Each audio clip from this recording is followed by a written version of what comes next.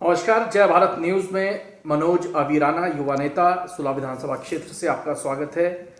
एक विशेष साक्षात्कार के लिए हम मनोज अवीराना के पास पहुंचे हैं।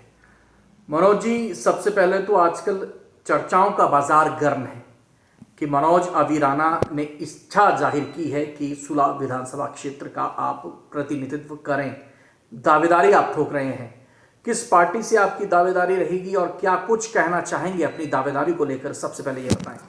प्रदीप जी, बहुत बहुत धन्यवाद आपका जो आप आए और जो आपने अभी प्रश्न पूछा है कि दावेदारी का।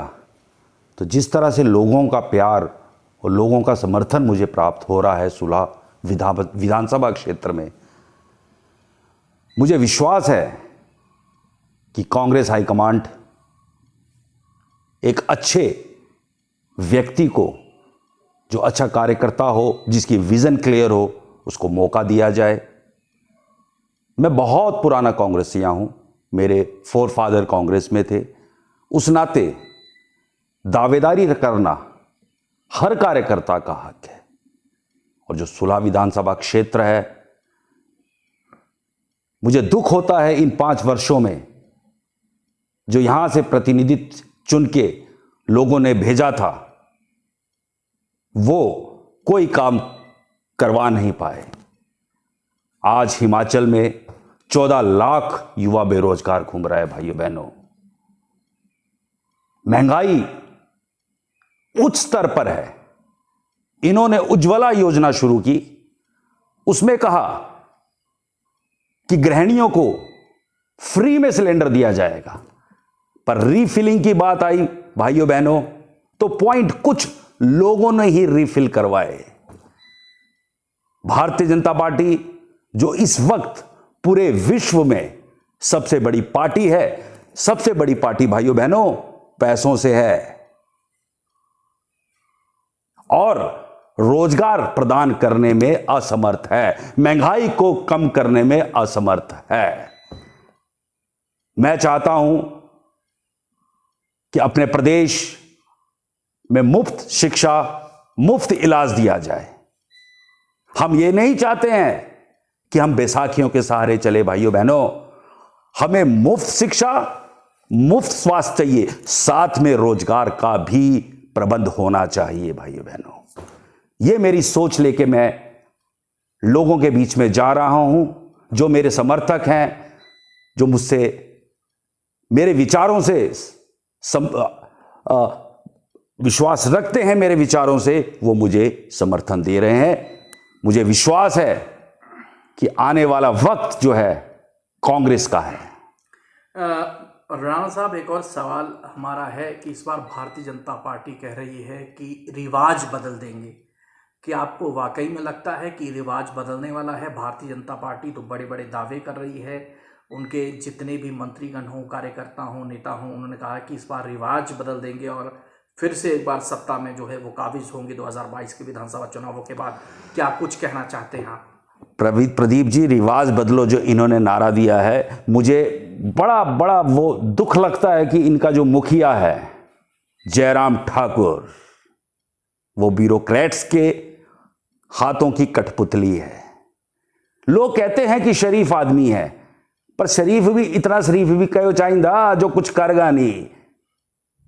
भैया, आप बहुत पुराने भारतीय जनता पार्टी के सिपाहियों, पर आपको यह पता होना चाहिए कि जो हमारे प्रदेश की 80 लाख की जनसंख्या है, आपको किस तरह से पैरवी करनी है। डबल इंजन की सरकार तो आप कहते हो, पर आपका डबल इंजन फेल इंजन है।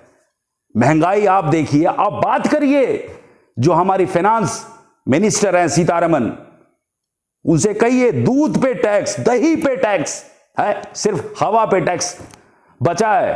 तो आप ये पैरवी करिए कि हवा पे भी टैक्स लगाइए भाइयों बहनों, हवा पे भी टैक्स लगाइए। हाँ, हवा पे टैक्स तब लगना चाहिए, शुद्ध हवा हिमाचली देता है। जो हिमाचल की हवा जाएगी दिल्ली तक, उसके ऊपर प्रधानमंत्री नरेंद्र भाई को भी टैक्स भरना पड़ेगा भाइयों बहनों। दुख होता है इस बात का। रोजगार की कोई बात नहीं, महंगाई के ऊपर कोई चर्चा नहीं। इन 5 वर्षों में सिर्फ इन्होंने सिर्फ 5 वर्षों में आनंद किया है भाई बहनों। चाहे वो कोई भी विधायक हो, कोई मंत्री हो, मैंने पहले भी कहा हुआ है, यहां के बड़े बड़े मंत्रियों ने सिर्फ अपना परिवार, अपना घर भरा है, और कुछ ठेकेदार हैं, चंद ठेकेदारों का ही काम होता है, बाकी जनता त्रस्त है भाइयों। जी, मनोज राणा जी, काफ़ी ज़्यादा उग्र और गुस्से में आप नज़र आ रहे हैं। कांग्रेस की आप पैरवी कर रहे हैं, भारतीय जनता पार्टी को आप लताड़ रहे हैं। और दूसरी बात मैं आपसे ये पूछना चाहता हूँ, कांग्रेस पार्टी क्या वाकई में 2022 में अपनी सरकार बना रही? जिस तरीके से आप बड़े बड़े दावे, बड़े बड़े वादे पेश कर रहे हैं, क्या आपको लगता है कि धरातल पर कांग्रेस पार्टी फिर से अपने आप को स्थापित करने में जुट गई है? प्रदीप जी, आप बहुत अच्छे पत्रकार हैं। आप खुद व खुद आप लोगों के बीच में जाते होंगे, चाहे कोई भी विधानसभा हो, सुला हो, पालमपुर हो, नगरोटा हो, शाहपुर हो, कांगड़ा हो, जितनी भी लोगों का आज जो है, हर जगह लोगों की आवाज जो है यही है कि कांग्रेस, भारतीय जनता पार्टी। मुझे कभी कभी याद क्या आता है, नरेंद्र भाई जी ने कहा था 2018 में कि हम बुलेट ट्रेन चलाएंगे। भाइयों बहनों, बुलेट ट्रेन की तो धरातल में पटरियां तक तो नहीं बिछी। भाषण देना तो बहुत अच्छा है, पर भाइयों बहनों, राशन, विश्वास था हमें नरेंद्र मोदी पे कि कुछ करेंगे, इस देश के लिए कुछ करेंगे, पर इन्होंने इस देश को पीछे ले गए।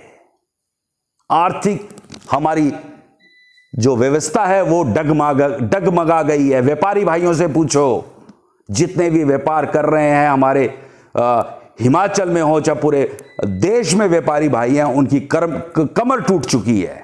महंगाई इस स्तर पर पहुंच चुकी है, लोग सामान खरीदने नहीं आ रहे हैं क्योंकि पैसा नहीं आ रहा है। मुझे इस बात से बड़ा दुख होता है कि ये लोग क्या कर रहे हैं। अभी आपने देखा परसों बिहार में जनता दल ने गठबंधन, नीतीश ने इनके साथ गठबंधन तोड़ लिया। इसके पीछे कारण क्या है? कहीं ना कहीं आज लोकतंत्र जो है खतरे पे है। पैसों से ही सब कुछ खरीदा जा रहा है। ये चाहते हैं कि पूरे देश में सिर्फ भारतीय जनता पार्टी रहे, विपक्ष नहीं रहे। भाइयों बहनों, विपक्ष होना बहुत जरूरी है। मुझे आज भी अच्छा लगता है जो इनके अटल बिहारी वाजपेयी थे, वो पक्ष में थे या विपक्ष में थे, हमेशा ये कहते थे कि हमारा जो है पक्ष और विपक्ष में मजबूती होनी चाहिए। पर भारतीय जनता पार्टी जो इनके रंगा और बिल्ला हैं, वो चाहते हैं कि इस पूरे देश में भारतीय जनता पार्टी का ध्वज लगे। भारतीय जनता पार्टी के अलावा और भी दल हैं जो लोगों द्वारा चुन के जाते हैं, और जिस तरह अभी आजकल जो चला है इनका हर घर तिरंगा, हर घर तिरंगा। भाइयों बहनों, चलो अच्छी बात है, 15 अगस्त जो आ रहा है, और मैं इस 15 अगस्त में आप पूरे प्रदेश और अपने सुला विधानसभा क्षेत्र के लोगों को बधाई देना चाहता हूं कि आज हमारा जो 15 अगस्त है उसको धूमधाम से मनाएं, एक जश्न के साथ मनाएं।